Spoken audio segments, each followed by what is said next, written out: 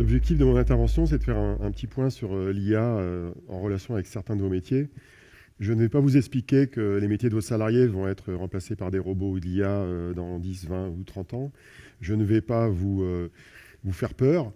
Je vais vous décrire plutôt la réalité d'aujourd'hui et ce qu'elle pourrait devenir d'ici quelques années dans ses applications concrètes et pratiques, et essayer de démythifier un certain nombre de sujets. Et d'ailleurs, l'un des points va être de traiter plus précisément du domaine du hardware et de voir finalement comment le matériel va évoluer dans le contexte de l'IA. C'est-à-dire quelles sont les technologies matérielles qui vont jouer un rôle chez vous, dans les data centers ou dans l'embarqué, pour permettre à de nouvelles solutions d'IA de fonctionner correctement.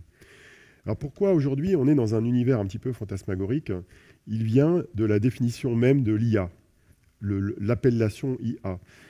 L'intelligence artificielle, c'est une appellation qui a été inventée par un certain John McCarthy, qui était un chercheur au MIT, qui en 1955, en août précisément, a décidé de prendre l'initiative de lancer un congrès qui s'appelait le congrès de Dartmouth. Il s'était dit, avec d'autres chercheurs, dont Marvin Minsky, qu'en travaillant 2 ou 3 mois, ensemble, avec un petit groupe de chercheurs, ils pourraient résoudre les problèmes suivants. Concevoir des machines capables de lire, d'écrire, de raisonner, de voir, donc en fait d'intégrer les différentes capacités de l'intelligence humaine. Et ils se sont dit, bon, en 2 mois, on va peut-être y arriver.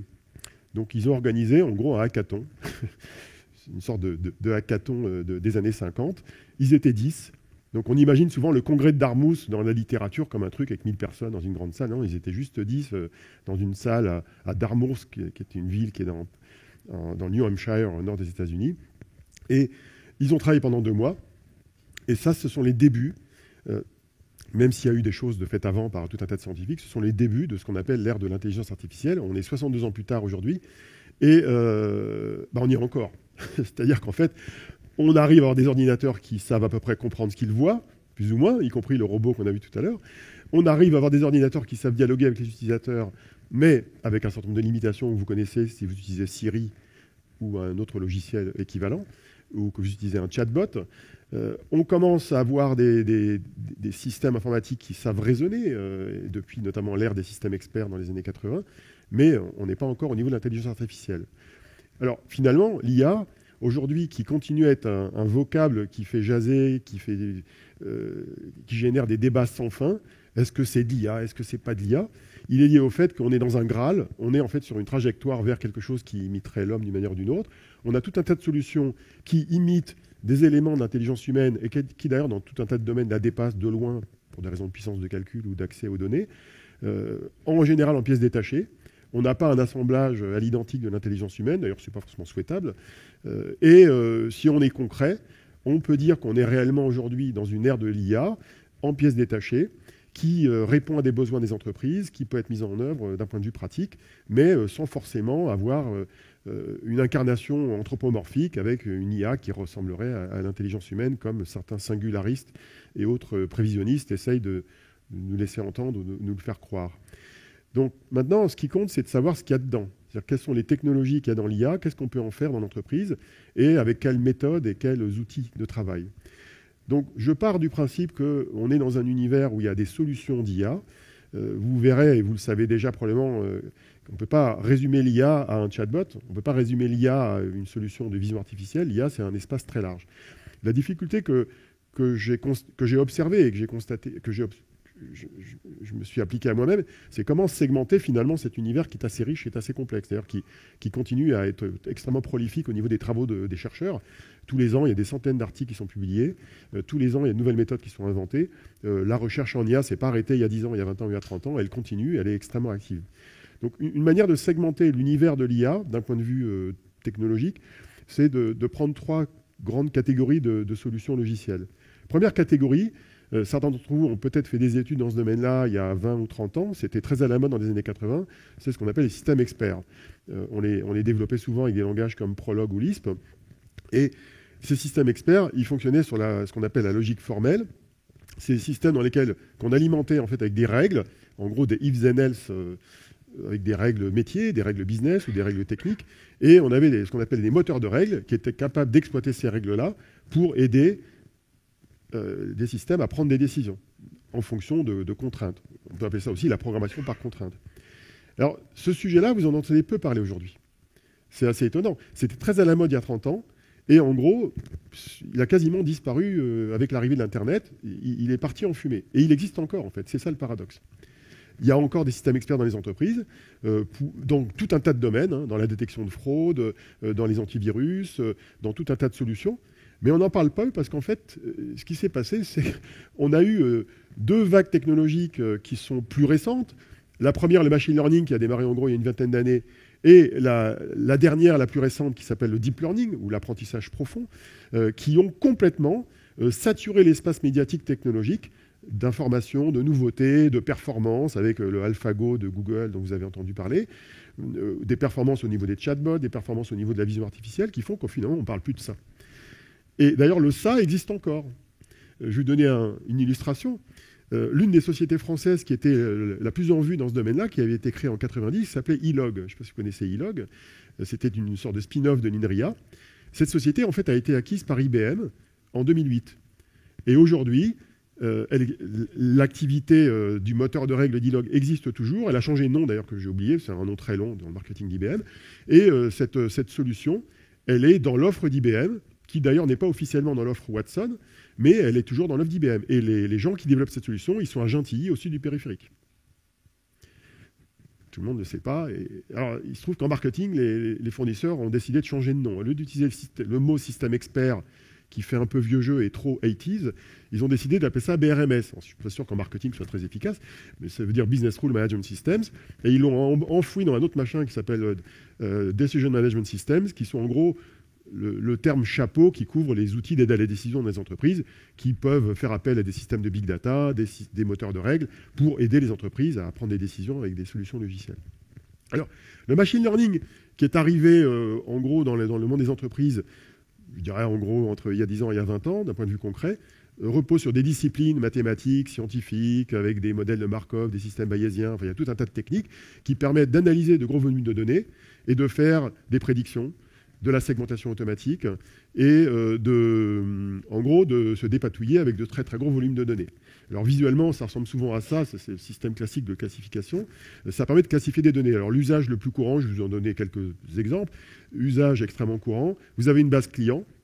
Vous avez une base client dans laquelle vous avez des comportements de clients, ou à la limite, vous avez une base de logiciels et vous avez des comportements permettant d'identifier des virus, et vous essayez de comprendre, de déterminer quels sont les paramètres de votre base client qui permet d'identifier ceux que vous pourriez perdre. Par exemple, si vous êtes un opérateur télécom ou un opérateur de service avec un abonnement.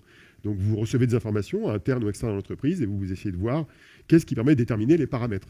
Une fois que vous avez les paramètres, vous allez voir si vous pouvez agir sur ces paramètres pour limiter le nombre de clients qui quitteraient votre service par abonnement. Donc ça peut être intéressant pour un Canal+, pour un opérateur télécom, pour des utilities, pour les médias qui travaillent sur abonnement. Et il y a des tonnes et des tonnes de solutions qui sont mises en œuvre dans ce domaine-là.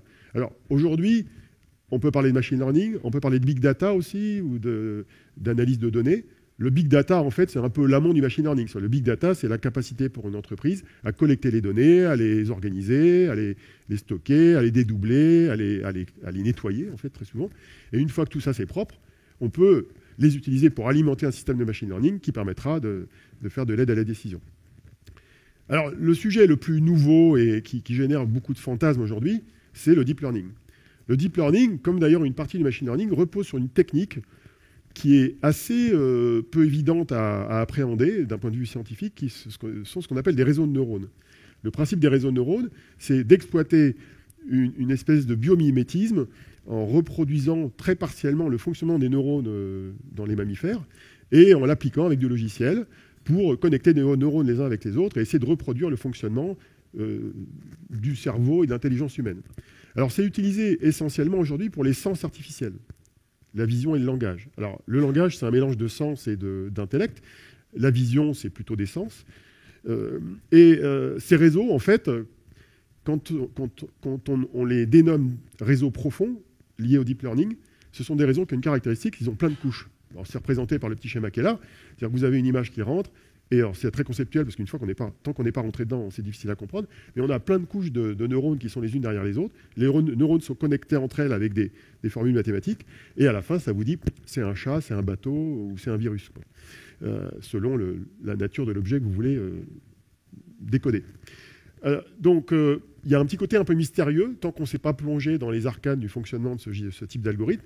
Si vous voulez le faire, je vous invite à regarder la séance inaugurale de Yann Lequin au Collège de France. Ça dure 1 heure. Au 3e slide, vous êtes largué, c'est pas grave. Mais il faut le regarder 3-4 fois, lire de la littérature sur Internet pour comprendre comment ça fonctionne. Et alors, on est dans un monde qui est un petit peu fantasmagorique. Pourquoi ? Parce que les réseaux de neurones de ce type-là, notamment dans le traitement de la vision artificielle, ils ont une caractéristique, c'est qu'ils essayent d'imiter le fonctionnement du cortex cérébral des mammifères, qui utilisent nos cônes et nos bâtonnets, qui commencent par les cônes et les bâtonnets dans la rétine de l'œil, et qui ensuite traversent dans le cerveau différentes couches de neurones. Et ces couches, elles ont une capacité à gérer un niveau d'abstraction qui est croissant. Au départ, on voit des points en couleur, ensuite on voit des petites formes, et il y a différentes couches identifiées dans le cerveau qui permettent petit à petit de regrouper ces points en forme et de formes de plus en plus élevées. Et à la fin, on a un nez, des yeux, une bouche, des oreilles et un visage. Et on reconnaît la personne. Donc c'est une sorte de niveaux successifs d'abstraction qui sont superposés les uns aux autres. Et donc, dans les réseaux de neurones pour la vision, on empile des couches comme ça qui essayent d'imiter le processus qu'il y a dans le cerveau. Alors le problème, c'est que tout ça, ça repose sur des modèles mathématiques. On n'a pas copié à l'identique le cerveau pour les mettre dans des logiciels. Ce sont des modèles mathématiques. Et ces modèles mathématiques, ils utilisent ce qu'on appelle des fils. C'est-à-dire qu'en fait, en gros, à chaque étape, on essaye d'utiliser des sortes de patterns qui reconnaissent des bouts de visage, des bouts de chat, des bouts de bateau, des bouts de ce que vous voulez. Et le système, il s'entraîne lui-même avec un système mathématique qu'on appelle la rétropropagation. En gros, on compare avec les images qu'on alimente là, dont on a déjà la description. On compare le nom des objets qu'on a déjà et le nom que le système génère. Et on corrige le système en le rétropropageant. Et vous verrez pourquoi c'est important que je vous explique ça, même si ce n'est pas forcément évident à piger. On voit que c'est un chat ici. Donc on a des chats qui sont là, mélangés avec des bateaux, mélangés avec des maisons. Je vous donne un exemple un peu simple. Et on injecte les images dans le système, là, et à l'arrivée, ça dit que c'est un bateau alors que ça devrait être un chat. Donc c'est pas bon. Donc qu'est-ce qu'on fait ? On dit corrige le truc. Corrige les paramètres de tous les réseaux de neurones qui sont là. Et donc il y a des algorithmes mathématiques très compliqués qui ont un impact justement sur le hardware qui va les mettre en œuvre derrière, qui va corriger tous les paramètres qui sont à l'intérieur pour que ça donne bien un chat à la sortie si c'est un chat en entrée. Alors on fait ça des milliers de fois. On fait ça sur toutes les images de la base d'entraînement. On va faire ça de manière très répétée. Ça donne des milliards et des milliards de combinaisons d'images à tester quand il s'agit d'images.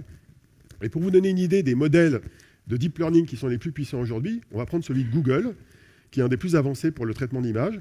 Le système de reconnaissance d'images qui est dans Google Search, il s'appuyait il y a à peine 2 ans sur un entraînement ici avec plus de 100 millions d'images et avec la capacité en sortie à détecter 20 000 objets différents. Pour entraîner un tel système, il faut des milliers et des milliers de serveurs et il faut des milliards de teraflops de calcul et plusieurs semaines d'entraînement.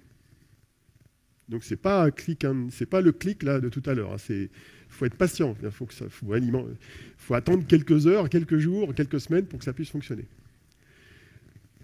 Alors ce qui a changé récemment, c'est que ces réseaux de neurones, ils ont été utilisés non pas simplement pour reconnaître des images, mais aussi pour reconnaître du texte. Et pour analyser du texte et identifier même la structure grammaticale de texte, à la fois pour le comprendre, pour le traduire d'une langue à l'autre, et notamment pour gérer ce qu'on appelle les chatbots aujourd'hui. Les chatbots reposent beaucoup sur le traitement du langage avec ce genre de techniques, qui d'ailleurs sont des réseaux qui sont organisés un petit peu différemment. Et c'est là où on en revient au système expert. Les systèmes experts ont été un énorme échec des années 80-90, et l'une des raisons, c'est pas la seule, mais l'une des raisons, est qu'il était très difficile de tirer les vers du nez des experts pour alimenter le système. Parce que c'était difficile d'extraire la connaissance d'individus. Un plombier, un agent de maintenance dans l'industrie, un expert dans le marketing, n'avait pas forcément la capacité à formaliser sa connaissance. Ce qui a changé depuis une dizaine d'années, et notamment d'ailleurs avec Watson dans son fameux jeu Jeopardy qui a été gagné en 2011, c'est qu'on sait, grâce aux techniques de traitement du langage, extraire des règles de textes existants, qui peuvent être des articles de publication de chercheurs, qui peuvent être dans le domaine de la santé des comptes rendus de tests précliniques ou cliniques de nouvelles thérapies, qui peuvent être des bases de connaissances textuelles dans l'entreprise, qui peuvent être l'ensemble des données qui sont disponibles sur le web, modulo les sujets qu'on va creuser. Et toutes ces données, qui sont relativement déstructurées, on peut en extraire des informations structurées qui vont en retour alimenter des moteurs de règles et donc redonner vie au système expert. Et d'ailleurs, il y a énormément de solutions sur le marché, y compris les chatbots, qui au départ vous racontent oui, ça traite le langage, en se positionnant là parce que c'est très moderne, mais dans la réalité, ils alimentent un système qui a été conçu dans les années 80. Et tout ça est associé. Alors si on prend le cas de la robotique, qui est un cas extrêmement intéressant, c'est qu'un robot aujourd'hui, c'est un assemblage de tout un tas de techniques, et probablement au moins les 3 qui sont là. Dans un robot, y compris celui qu'on a vu tout à l'heure, le robot, il a des outils de vision, éventuellement il dialogue avec un utilisateur, donc il y aura des outils de traitement du langage. Il va probablement faire appel à un certain nombre de techniques d'accès à des données ou des bases de connaissances, et il y aura probablement un moteur de règles qui permettra de le faire fonctionner. On lui dira, il ne faut pas écraser les gens, il faut contourner les chaises si tu roules, il faudra respecter un certain nombre de règles et se débrouiller à partir de là. Et éventuellement, apprendre par lui-même à optimiser son trajet une fois qu'il a appris à éviter les objets par terre. Alors comment on fait fonctionner un robot? Comment on fait fonctionner un chatbot? Comment on fait fonctionner un système d'information complexe? Il manque un quatrième élément dans mon schéma, qui sont ce qu'on appelle les réseaux d'agents. C'est-à-dire, c'est en gros la brique logicielle qu'on appelait avant dans l'informatique le workflow, qui va permettre d'assembler tous ces outils-là et permettre d'avoir une solution finie. Donc en fait, quand vous avez une solution d'IA dans une entreprise, c'est généralement un agent ou un réseau d'agents qui utilise tout ou partie des techniques qui sont là, sachant que dans chacun des domaines, il y a une dizaine de branches et de sous-branches permettant de faire son choix en fonction de ses besoins. Ça vous va? C'est juste pour cadrer un petit peu le sujet. Alors, le point clé, c'est d'où viennent les données. Énormément de spécialistes ou de non-spécialistes de l'IA vous bassinent, en gros, en vous disant la donnée, la donnée, la donnée. C'est vrai que l'IA, les solutions d'IA, dans les 3 catégories que je vous ai présentées, dépendent de la qualité des données qu'il alimente. D'où le rôle du big data pour alimenter ces systèmes. Mais la donnée ne fait pas tout. Il faut effectivement avoir des données. Et la question, c'est quelles données, internes ou externes, comment on les assemble, comment on alimente intelligemment les systèmes, quelle est la performance des systèmes qui va être générée en fonction de tel volume de données et telle qualité de données. Mais les algorithmes continuent à jouer un rôle. Je considère qu'il est exagéré de dire que tout est dans la donnée. La donnée joue un rôle au même titre que la qualité des algorithmes qu'on va choisir en fonction du besoin, et au même titre, ce qu'on va voir juste après, du hardware qu'il exécute. Parce que là, vous avez des ratios de 1 à 10 000 en performance selon le type de hardware auquel vous allez faire appel. Donc c'est quand même assez structurant dans la qualité des solutions que vous allez mettre en œuvre dans l'entreprise. Alors, d'où viennent les données? Les données, elles vont venir d'interne ou d'externe à l'entreprise. Supposons par exemple que vous soyez dans une direction marketing, vous voulez comprendre vos clients, vous allez pouvoir utiliser vos bases à vous. Supposons qu'on soit en mode B2C, en mode grand public, mais vous pouvez aussi faire appel à plein de bases du commerce qui sont disponibles à l'extérieur. Il y a tout un tas de sociétés qui vendent des données liées aux consommateurs. On peut scraper les données dans les réseaux sociaux. Il y a des intermédiateurs qui permettent de faire ça. Et il est clair que la valeur ajoutée d'une entreprise, vous allez vous dire, c'est plutôt ses données internes, parce qu'elle est les seules à les avoir normalement. Je dirais un opérateur d'énergie, un énergéticien qui est capable de capter le bruit de ses éoliennes, c'est une application que j'aime bien dans les exemples. Grâce à des réseaux de neurones, il va être capable d'identifier dans le bruit des éoliennes les signes avant-coureurs d'une panne et de faire de la maintenance préventive de l'objet, de l'éolienne. Mais ça s'applique à tout un tas de systèmes. Donc la donnée, il est le seul à l'avoir. Ce n'est pas Google qui a les données de bruit d'éolienne. Google n'a pas cette donnée. Donc il est clair que les entreprises, qu'elles soient grand public ou qu'elles soient industrielles, elles ont accès à des données que Google n'a pas, que les fameux GAFA n'ont pas. Malgré tout, il y a pas mal de cas de figure où ça sera intéressant d'assembler des données internes et des données externes. Alors si par exemple vous avez des équipes informatiques côté applicatif, comment elles vont entraîner leur système?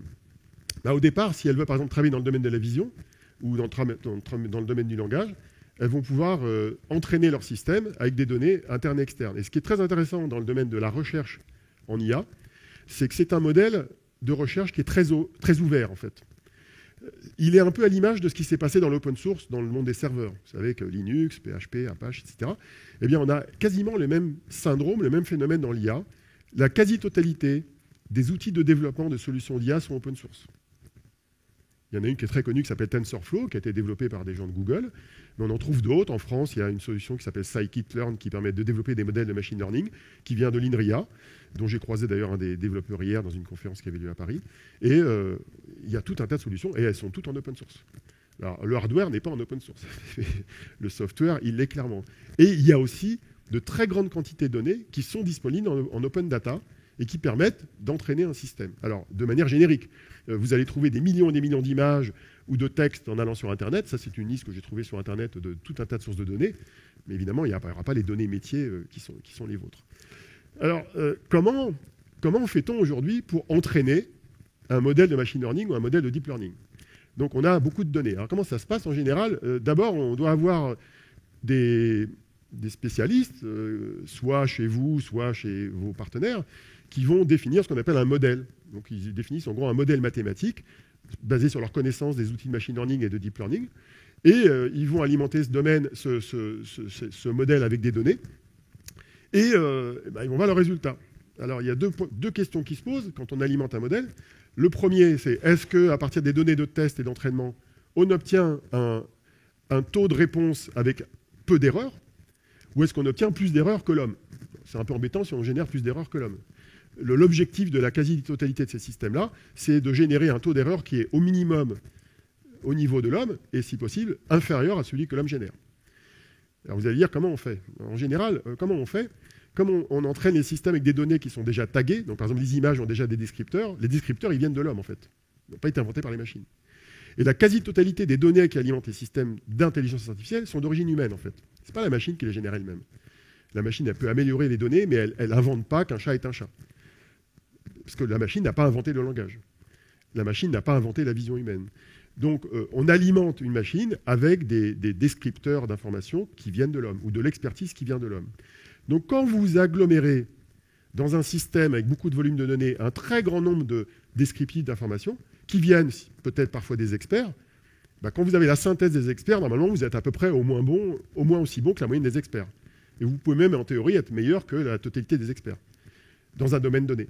C'est le cas, par exemple, dans l'imagerie médicale. Je ne sais pas s'il y en a parmi vous qui sont dans la santé, mais dans l'imagerie médicale, aujourd'hui, effectivement, quand on entraîne un système à reconnaître des boutons sur la peau ou des radios dans l'IRM pour détecter des pathologies de type cancer, par exemple, eh bien, si on accumule dans les bases de connaissances un très grand nombre de résultats d'imagerie médicale qui ont été tagués par des professionnels, des spécialistes, à la fin, on obtient l'équivalent d'un spécialiste, normalement. Alors le problème, c'est qu'on n'a pas forcément un bon résultat. Donc quand on n'a pas un bon résultat, ça vient soit du fait que l'algo n'est pas le bon, on n'a pas défini les bons paramètres, soit qu'on n'a pas les bonnes données. Donc en fait, on doit reboucler avec le schéma qui est là. Soit on boucle sur les données, on augmente la qualité ou la quantité du jeu de test, soit on reboucle sur le réseau de neurones, quand il s'agit d'un réseau de neurones, pour améliorer les résultats. Alors le petit problème, qui est quand même une sacrée différence par rapport au développement d'une application mobile ou d'une application web, c'est que le cycle, il peut durer plusieurs jours. Aujourd'hui, c'est un chiffre que j'ai entendu pas plus tard qu'avant-hier à la conférence de Microsoft, à Experience. Quand on veut entraîner sur le machine learning d'Azure un modèle basé sur 50 000 images, ce qui n'est pas beaucoup, 50 000 images, c'est un petit modèle, c'est au moins 15 minutes. Alors imaginez que vous ayez 2 millions d'images. Vous faites la multiplication, ça va très vite. Alors comment fait-on pour accélérer les traitements et comment fait-on pour utiliser le matériel pour rendre plus efficaces toutes ces technologies-là? Il y en a plusieurs, je ne vais pas rentrer dans le détail de toutes, je vais parler essentiellement des trois du haut, ou en tout cas des deux premières. Et on a des processeurs qui sont de plus en plus puissants et de plus en plus dédiés au réseau neurones, dédiés au machine learning, dédiés au deep learning. On a aussi de la mémoire, et ça c'est un domaine absolument extraordinaire qui génère beaucoup de progrès dont on parle peu parce que c'est un sujet de spécialiste. On a aussi le stockage, le SSD qui fait son entrée dans les data centers, qui permet d'améliorer la performance d'accès aux données qui sont stockées. Et on a évidemment aussi plein de progrès dans tout un tas de domaines industriels et grand public, au niveau des capteurs et évidemment au niveau des télécoms. Du réseau Sigfox à la 5G, en passant par tous les intermédiaires. Et ce sont ces 5 grands domaines, parmi d'autres, qui permettent d'aller de l'avant dans la mise en œuvre de solutions qui exploitent les technologies de l'intelligence artificielle. Alors je vais rentrer dans le détail. Je vais être un petit peu technique, puis après on va remonter aux applications et aux usages. Et je vais vous parler un peu de l'offre de quelques-uns des grands acteurs du marché qui sont en train de restructurer le monde du matériel autour de l'IA. Alors, le plus connu aujourd'hui, Et probablement le mieux placé, c'est une boîte qui, au départ, faisait des cartes graphiques pour les jeux vidéo sur les PC, qui s'appelle NVIDIA, qui a fait déjà 2 pivots. Ce qu'on appelle un pivot, c'est un changement de braquet dans un business model. Ils ont d'abord commencé à essayer d'aller dans le mobile. Ils se sont complètement plantés. Ils ont essayé de faire des processeurs mobiles concurrençant ceux de Qualcomm qui équipaient les smartphones Android. Ils n'ont pas réussi à rentrer dans le marché. Mais à partir de l'expertise qu'ils ont développée sur les processeurs mobiles, ils ont migré vers l'automobile, donc mobile-automobile, pour équiper les Tesla, par exemple. Il y a de plus en plus de voitures dont le système informatique embarqué est basé sur des processeurs NVIDIA. Et ils ont décidé d'inonder le marché des serveurs avec des GPU, donc des processeurs graphiques, qui sont à la fois capables de traiter de l'imagerie, de la vidéo, des jeux en 3D, de la réalité virtuelle et augmentée, et en même temps de servir de base de calcul pour les algorithmes de l'intelligence artificielle. Et donc, ils font ça depuis plusieurs années, et ils sont devenus les leaders mondiaux du processeur générique pour l'IA. Et là, ce que je vous montre, c'est le dernier modèle, parce que tous les ans, il y en a un nouveau, hein, c'est classique. Hein. Donc ça, c'est le dernier modèle annoncé au mois de mai. C'est un processeur qui s'appelle le GV100 de Volta. Volta, c'est la génération technologique de leur processeur. Alors, juste pour la petite histoire, ce truc-là, c'est 21 milliards de transistors. En gros, c'est 4 fois le nombre de transistors d'un Core i7. Vous savez, les processeurs haut de gamme qu'on a sur un desktop ou un laptop. Et il a un niveau de puissance qui est donc 120 teraflops par seconde. Donc tera, c'est tera, et flop, c'est le nombre d'opérations flottantes par seconde. Quand on imagine que les premiers Cray faisaient 1 teraflop, on se dit, oh, ça va vite quand même. Et il consomme 300 watts. Alors 300 watts, ça permet de chauffer une pièce, hein, dans une maison.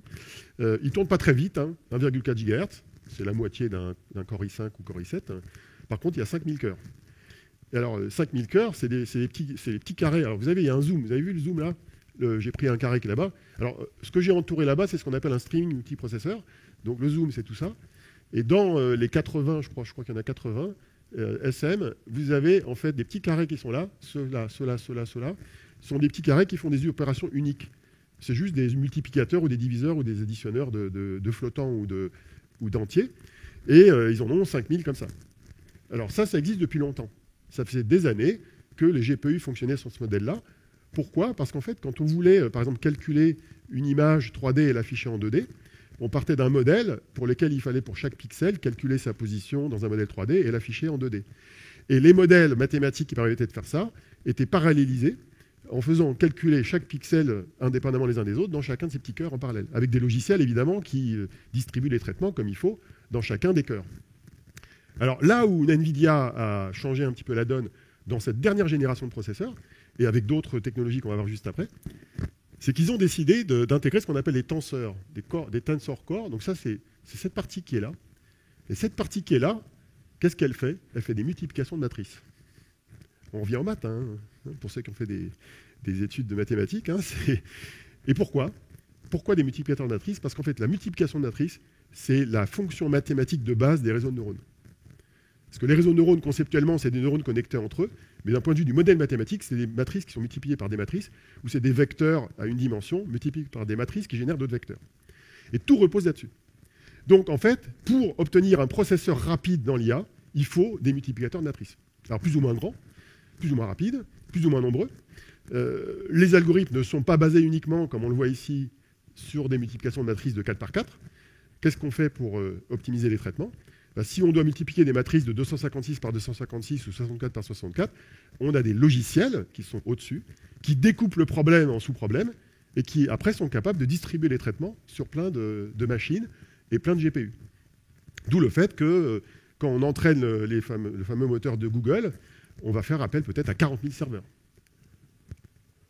utilisant ce genre de technique. Pas forcément celui-là exactement, mais ce genre de technique. Les logiciels savent le faire. Donc, je ne vous dis pas le travail mathématique qu'il y a dans ces logiciels. Alors, dernière réalisation en cours de NVIDIA, ils sont devenus fabricants de serveurs et ils sont capables de vous proposer des racks, hein, qui sont des racks 2 ou 3U, dans lesquels ils mettent 8 GPU de ce qu'on a vu. Donc, ils font 900 ou 800 teraflops et ils ont quasiment conçu un supercalculateur qui comprend 124 de ces serveurs-là et qui a une puissance qui se calcule en pétaflops.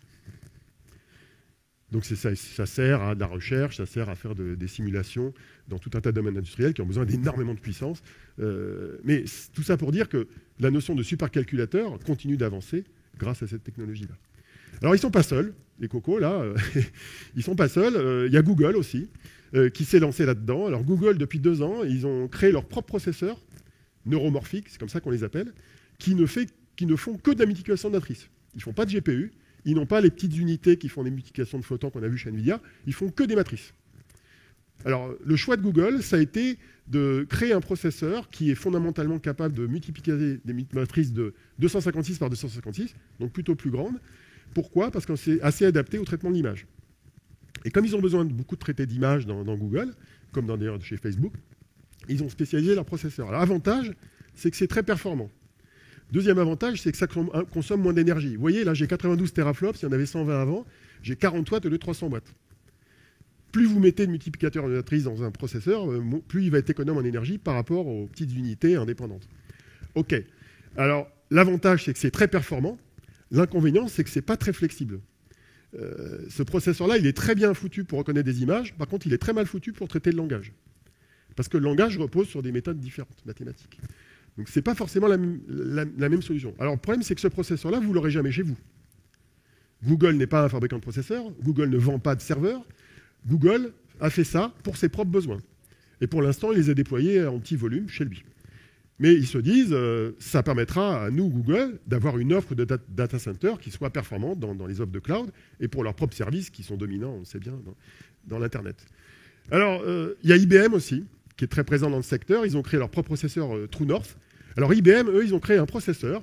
Je ne vais pas trop rentrer dans le détail, mais leur processeur, il est plutôt fait pour le langage et il est moins bon pour l'image. Et ils ne le vendent pas encore. Ils l'utilisent à petite échelle. Là, ils ont lancé un projet avec l'US Air Force pour faire un énorme supercalculateur. Ça ressemble à ça au niveau de la puce. Donc, c'est une approche différente. Donc, dans les deux cas, on est dans une approche qui est plutôt interne. Ils font ça pour leurs besoins internes, pas forcément pour concurrencer Intel sur le marché des serveurs grand public. Donc, c'est pour ça qu'NVIDIA reste très puissant sur ce marché-là. Après, vous avez Microsoft. Il se trouve que j'ai travaillé chez Microsoft, mais ça fait 12 ans que je les ai quittés. Donc, ce que je vais vous dire est neutre de ce point de vue-là.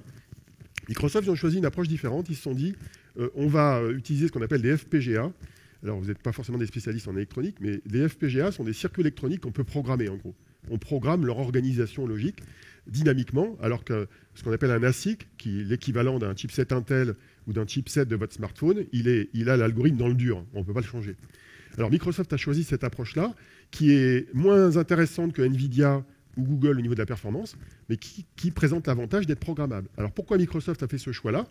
C'est pour permettre une meilleure flexibilité dans la capacité à exécuter des algorithmes qui changent régulièrement. Pour avoir une grande flexibilité de déploiement. Parce que ça, ils ont déjà commencé à le déployer sur des milliers de serveurs dans leur data center, dans leur offre en cloud. Et là, on est comme Google. Ce n'est pas une offre que Microsoft va commercialiser en hardware, c'est une offre pour leur cloud, pour Azure en gros. Et donc cette offre-là, elle leur permettra d'être beaucoup plus flexibles dans le déploiement mondial de différentes solutions d'IA, traitement du langage, traitement d'image, autres types de traitements, qui généreront une meilleure adaptabilité de cette architecture. Vous avez Intel aussi. Alors Intel, c'est très compliqué de comprendre ce qu'ils font, parce qu'en fait, ils ont racheté plein de boîtes. Ils ont racheté Nervana il y a 1 an et demi, enfin en 2016. Ils ont une offre maintenant qui associe un FPGA sauce Microsoft avec leur Xeon, qui sont leurs processeurs serveurs traditionnels. Ils associent les deux et ils vous expliquent que ça fait tout et ça lave le linge et ça permet d'appliquer toutes les techniques d'IA. Ils ont aussi une offre qui vient d'être annoncée la semaine dernière, pour laquelle il y a très peu d'informations, qui est un processeur. D'ailleurs, il est curieux parce qu'il y a 2 puces dedans, sans qu'ils expliquent comment ça fonctionne. Mais en gros, c'est un processeur qui est voisin de celui d'IBM et qui permet de traiter le langage. Il est très adapté au traitement du langage. Et il pourra servir aussi bien à des serveurs qu'à de l'embarquer. Donc, beaucoup d'inconnus autour de ça. Je pense qu'on en saura plus l'année prochaine. Mais on est à un niveau d'avancement qui est très différent. Google, ça a commencé à être déployé il y a 1 an. Et d'ailleurs, le TPU de Google a été utilisé pour le fameux jeu AlphaGo. Et ça commence à être déployé. Les FPGA Microsoft sont déployés en volume dans leur data center pour Azure. Et ce truc-là va arriver dans des labos de recherche l'année prochaine, comme premier bêta-testeur, si vous voulez. Donc on a un niveau de maturité qui n'est pas forcément le même. Alors, autre énorme changement qui va affecter pas mal de choses au niveau d'IA, c'est qu'on voit apparaître cette technique que je viens de vous décrire, les multiplicateurs de matrices magiques, là, dans des processeurs mobiles. 2 annonces clés. L'annonce de Huawei, qui, début septembre, au moment de l'IFA à Berlin, a annoncé que leur prochain processeur là, qui s'appelle Kirin 970, bon ça c'est le nom du processeur, eh bien intégrera ces fameux multiplicateurs de matrice. Même chose pour Apple. L'iPhone 8 et l'iPhone X qui ont été lancés il y a 3 semaines intègrent la même technologie. Alors vous allez dire, oui, c'est pas beaucoup. 2 teraflops pour Huawei, 1 teraflops pour Apple. Rappelez-vous les 120 et 96.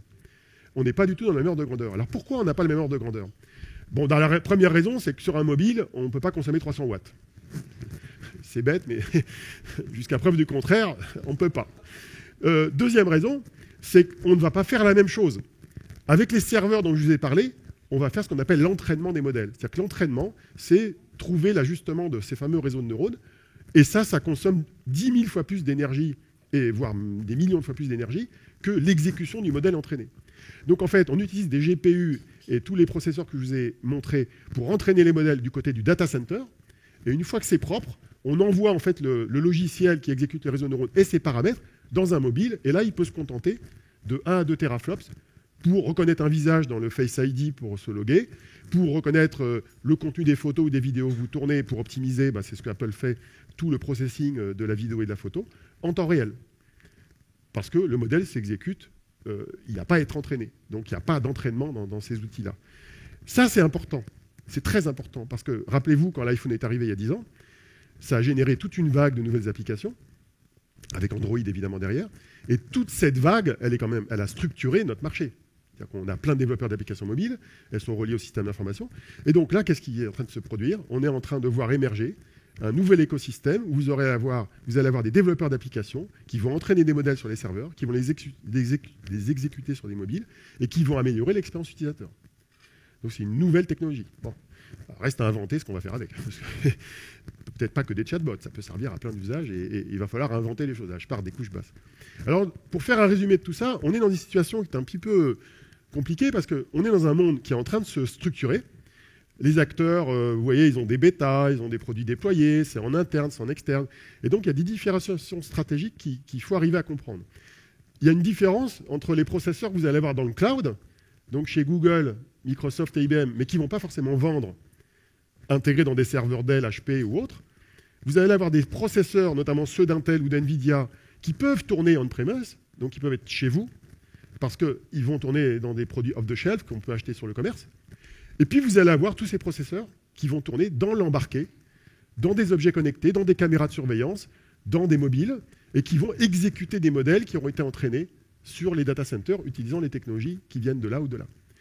D'où la dichotomie entre ce qu'on a chez soi ou ce qu'on n'a pas chez soi, sur le côté serveur. Si les processeurs qui sont disponibles uniquement là sont radicalement meilleurs que ceux qui sont disponibles là, ça peut changer les choix que monsieur évoquait tout à l'heure entre ce que je mets chez moi et ce que je ne mets pas chez moi.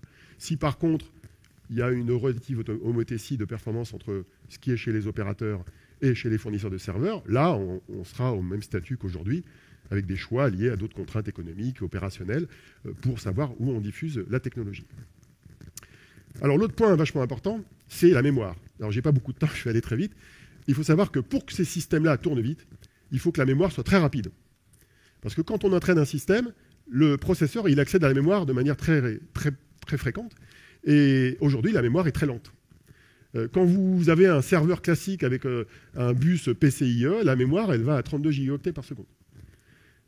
Avec le dernier chipset de NVIDIA, qui utilise cette techno, ils vont à 900 gigaoctets par seconde.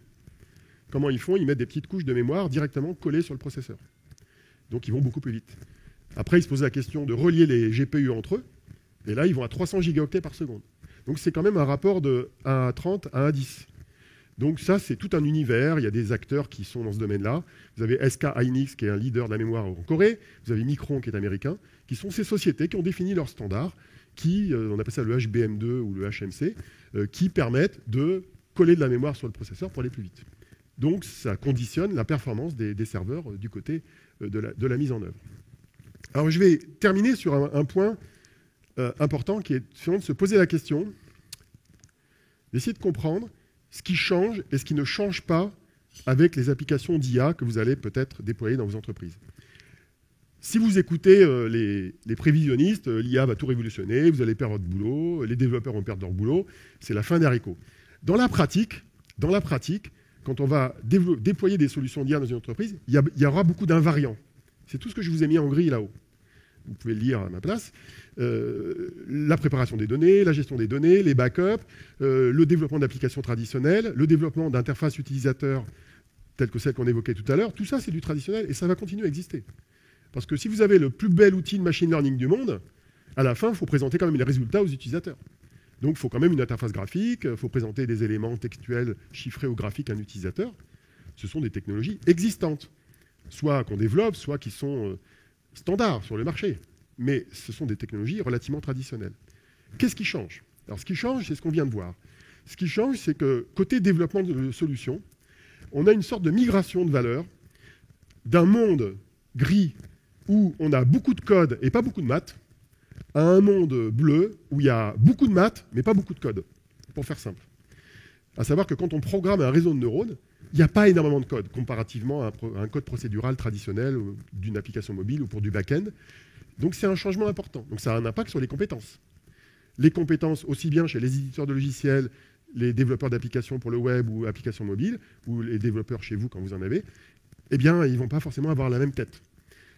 Mais en même temps, il va se passer quelque chose de fondamental dans l'industrie, c'est que vous allez avoir de plus en plus d'outils packagés qui vont vous permettre d'assembler des briques d'IA sans forcément connaître le détail du fonctionnement. Au même titre que vous avez probablement des développeurs qui ne savent pas ce que c'est que l'assembleur aujourd'hui. Ou la carte perforée, pour ceux qui ont connu ça. Donc on n'est pas obligé de connaître le détail de fonctionnement. Et d'ailleurs, Microsoft faisait une très belle démo il n'y a pas longtemps, montrant qu'ils étaient capables, dans Azure et dans Excel, d'intégrer des briques de machine learning directement pour reconnaître des images, obtenir le résultat. Et donc, ce n'est pas compliqué. Alors ça, c'est le premier. Autre point, la voix commence à émerger comme une interface utilisateur. Donc, on passe du GUI au VUI. VUI, c'est Vocal User Interface. Ça veut dire qu'il va y avoir une nouvelle discipline qui va émerger, qui est la science de la création d'interfaces vocales. Mais il faut savoir parler aux gens. Il faut donner l'impression que le robot, il écoute la personne. Il faut savoir jouer sur les intonations. Donc on a des systèmes de text-to-speech qui savent générer une voix réaliste. On a des systèmes qui sont capables de tenir compte de l'émotion des utilisateurs et donc de s'adapter. Alors ça fait peur, effectivement, ça peut faire peur, mais c'est une science nouvelle qui est en train d'apparaître. Et puis la dernière, c'est tout ce qu'on vient de voir, c'est tout le hardware qui change pour l'entraînement, pour l'exécution, et qui donc change la donne. Alors comment vous allez aborder ça? Vous allez, dans la quasi-totalité des cas de figure, rentrer dans un modèle un peu start-upien, c'est-à-dire un modèle de déploiement de solutions qui n'est pas un modèle à l'ancienne, même avec du RAD, c'est-à-dire un modèle très procédural, très, très séquentiel. Vous allez rentrer dans un modèle qui consiste à essayer de comprendre ce que tout ça peut faire, le croiser avec vos besoins et avec vos données, à partir de là, de choisir des projets, de choisir les outils, les méthodes et les prestataires, expérimenter, et si possible rapidement, modulo les temps d'entraînement des systèmes qui ne sont pas très rapides, et à partir de là, choisir de déployer les solutions les plus pertinentes par rapport à vos besoins. Mais vous allez devoir, encore plus dans l'IA que dans tout ce que vous avez fait jusqu'à présent, rentrer dans cette démarche expérimentale. D'où le besoin d'avoir accès à des ressources matérielles, logicielles et des compétences qui permettent cette flexibilité et d'accéder aux données qui vont avec. Et après, vous bouclez. Parce que l'innovation, ça ne s'arrête jamais. Donc sans arrêt, vous bouclerez et vous rentrerez, comme on le voit dans l'application mobile aujourd'hui, dans un modèle expérimental permanent où on passe son temps à modifier les solutions. Alors certes, l'infrastructure bouge moins vite que la partie visible par l'utilisateur, et tout ça va bouger de manière récurrente et permanente. C'est ça qui va se manifester autour de l'IA, comme ça a été le cas dans le domaine du mobile, comme ça a été le cas dans finalement tout ce qui était visible par l'utilisateur. Voilà ce que je voulais vous dire aujourd'hui. Et je suis ouvert à toutes les questions que vous pourriez vous poser sur ces différents sujets.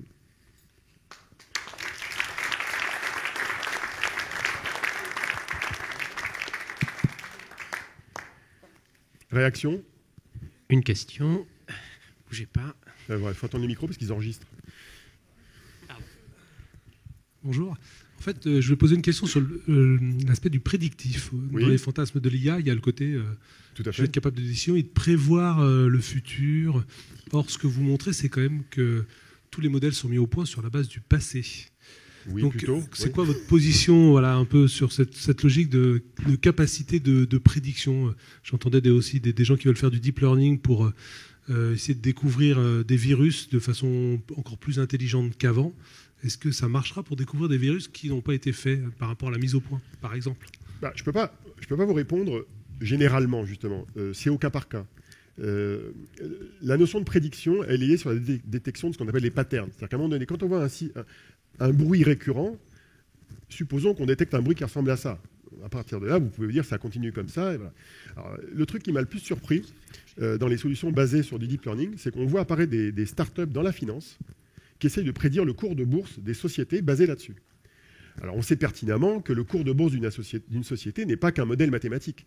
C'est basé sur des hommes, sur des catastrophes, sur des éléments exogènes à l'entreprise. Mais il y a quand même des sociétés qui essayent de prédire avec des modèles mathématiques. Mais ça existait avant l'IA d'ailleurs. Les modèles mathématiques ont existé avant qu'on fasse du réseau de neurones. Donc on a des modèles mathématiques qui, dans certains cas, collent assez bien au futur, dans d'autres non. Ça dépend finalement du signal qu'on analyse. Il y a des éléments de signaux analysés selon les métiers qui ont un côté très imprédictible, de par leur nature. Dans le biologique, par exemple, ça peut être le cas. Et il y a d'autres types de signaux, le bruit d'une machine, par exemple, qui ont un côté répétitif et qui permettent de faire du prédictif. Donc, en fait, c'est au cas par cas. Il n'y a pas de réponse universelle. Alors, la réponse que j'aurais tendance à faire concerne le domaine du grand public et du commerce en ligne. Les entreprises qui vous prétendent prévoir à l'avance ce que vous voulez acheter, ils exagèrent un peu, quoi.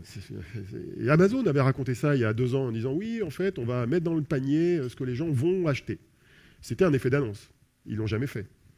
Donc oui, il y aura une survente des capacités de prédiction d'un certain nombre de systèmes. C'est une question de volume de données. Après, vous avez une réflexion philosophique et de savoir est-ce que nous sommes des êtres libres de notre destin? Est-ce qu'on a vraiment un libre arbitre dans le choix de notre vie? Est-ce que tout repose sur la mécanique quantique, prédictible ou pas? Bon, quand on fait la mécanique quantique, on sait qu'il y a beaucoup d'aléatoires dans la vie et que mécaniquement, on ne peut pas prédire le futur. Mais c'est quand même facile à l'échelle macro de prédire un certain nombre de choses. Je pourrais vous parler pendant 1 heure de la manière dont Trump a été élu, par exemple. Eh bien, alors, en tant qu'animateur, je vais être obligé de t'interrompre. 1 heure, ce n'est vraiment pas possible. Je ne le ferai pas. Ah, voilà. D'accord, tu ne vas pas le faire. Et c'est une excellente nouvelle. Merci beaucoup, Olivier. Alors, j'ai...